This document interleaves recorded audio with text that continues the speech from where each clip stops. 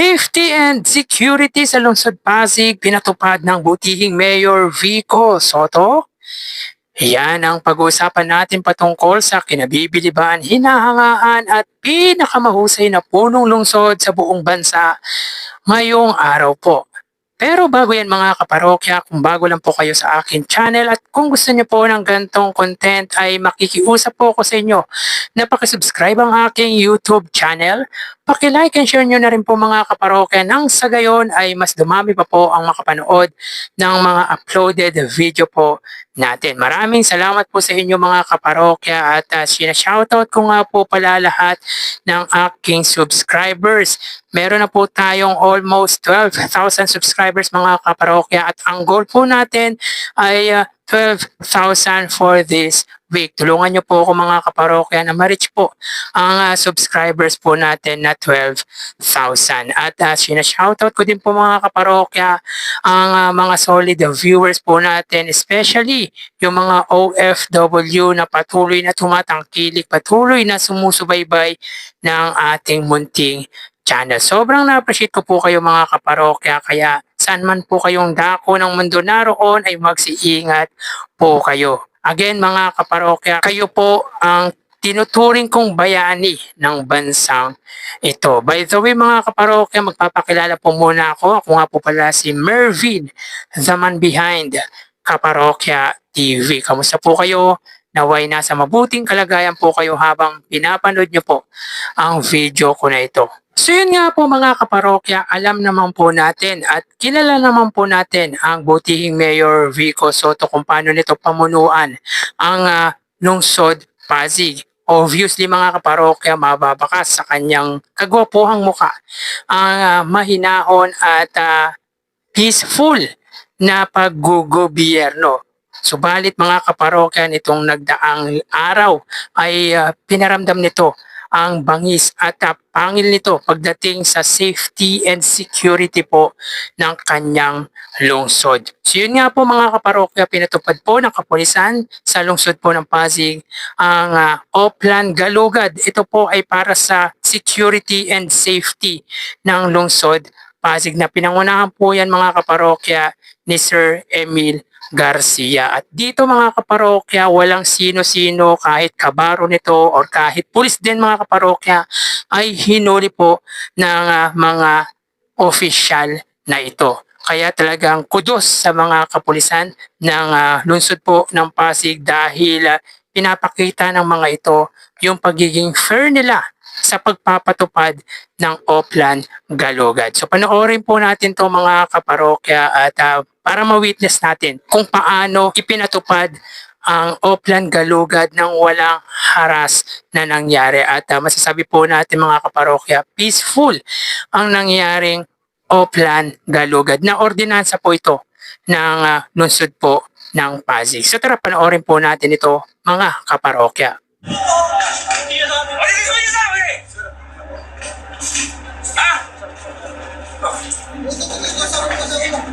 Okay, arrestan! Ano?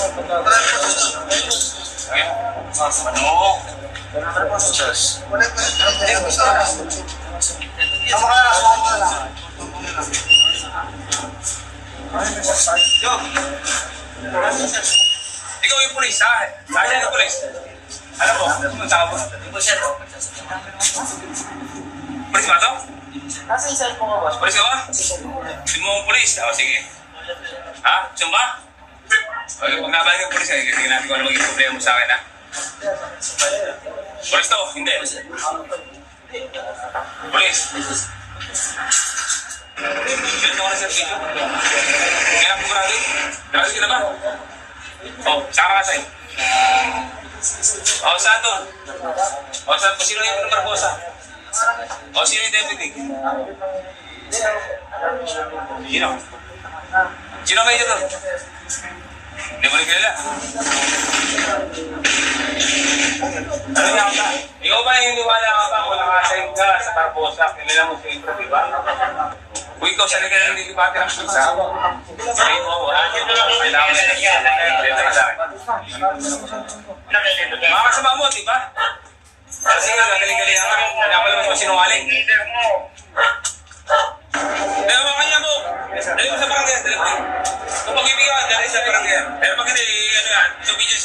Ayos position. Ayaw. Oh! Ayaw. Maging bitawan niya. Hawakan niya. Pinamunuan ni Police Major Emil Garcia, hepe ng Substation 5, kasama ang iba pang kapulisan at ang Barangay Security Force ang operasyon. Layunin nitong suportahan ang anti-criminality campaign ng Pasig City Police at tiyakin ang mahigpit na pagpapatupad ng mga city ordinances sa Pasig City. Sa kabuuan, mahigit 100 individual ang nasampulan at nabigyan ng OVR sa magdamag na operasyon. Kabilang ang mga naninigarilyo sa pampublikong lugar, ganun din ang pag-inom sa kalsada, half-naked at mga curfew violators. Pinatitibay ng Oplan Galugad ng Pasig City Police ang kanilang mensahe na walang lusot ang sinumang lalabag sa ordinansa, mapa-civilian man o kapwa alagad ng batas. So yun nga po mga kaparokya, anong masasabi nyo po sa isinagawang Oplan Galugad sa lungsod po ng Pasig? Ako mga kaparokya, personally ay kinocongratulate ko na po agad ang pamunuan po ng lungsod Pasig at of course yung Chief of Police. Talagang mapapakas mo dito mga kaparokya ang pagiging authoritative nito, yung pagiging mabangis pagdating sa pagpapatupad ng nasabing ordinansa. Mga kaparokya, para naman din po sa safety and security ng lungsod ang ordinansang ipinatupad ng lungsod Pasig. Ang importante dito mga kaparokya, mapayapa at talagang walang harassment na nangyari. Isa din po sa maganda ay magkaroon nga po mga kaparokya ng mga vlogger na tututok nga po sa nasabing ordinansa. Nang sa gayon ay maiwasan po mga kaparokya yung sakitan or yung tinatawag natin na harassment. Baka maabuso po kasi mga kaparokya kapag walang magmo-monitor sa nasabing ordinansa dahil mahirap na mga kaparokya na magkaroon po ng sakitan or kung ano man po ang hindi magandang mangyari. Maganda din po talaga na mayroon pong nagmo-monitor, particular nga po yung mga vlogger. Anyway mga kaparokya, ano po ba ang mga ipinagbabawal sa nasabing ordinansa? Unang-una po mga kaparokya, ipinagbabawal po ang half-naked or yung hubad po ang baro, yung t-shirt sa pampublikong lugar. Pinagbabawal din po ang tumambay ng 10 oras ng gabi. Pinagbabawal ang mag-iyosi sa pampublikong lugar, and of course ipinagbabawal ang mag-inuman. Sa pagkakaalam po natin mga kaparokya, hanggang 10 PM lamang po ang mga teenager. So maganda po yan para sa mga kabataan. At least mga kaparokya, magkakaroon po ng kapayapaan ang kanilang mga magulang pagdating ng gabi dahil mas matatakot ang mga kabataang ito na mahuli ng mga kapulisan sa lungsod Pasig. At of course, kailangan din po ng participation dito mga kaparokya ng mga magulang. Hindi lang po ng kapulisan kundi yung mga magulang po na may mga anak na teenager. Kailangan din po nila mag-participate dito. Yan ang isa para sa akin sa magandang ordinansang isinagawa para po sa lungsod Pasig. Dahil dito mga kaparokya, para naman po ito sa mga mamamayang Pasigueño para sa safety and security po ng nasabing lungsod. Sobrang hanga po tayo sa ipinatupad ng City Government of Pasig dahil mapayapa naman po isinagawa ang Oplan Galugad na pinamumunuan po yan ng Chief of Police ng Pasig na si Sir Emil Garcia, na masasabi po natin mga kaparokya na deserve niya po talaga ang maging leader dahil sa tapang na ipinapakita po nito. So yun nga mga kaparokya, may kita po sa video na wala pong sino-sino at fair po na ipinatupad ang Oplan Galugad sa lungsod po ng Pasig. Kahit po kabaro or kahit po pulis ay hinuli po ng kapulisan. Yan ang isa sa maganda mga kaparokya, di lang po sa iginagawang transparency ng butihing Mayor Vico Soto, even sa mga pinapatupad ng kapulisan sa lungsod Pasig ay pinapakita po nito yung pagiging transparent.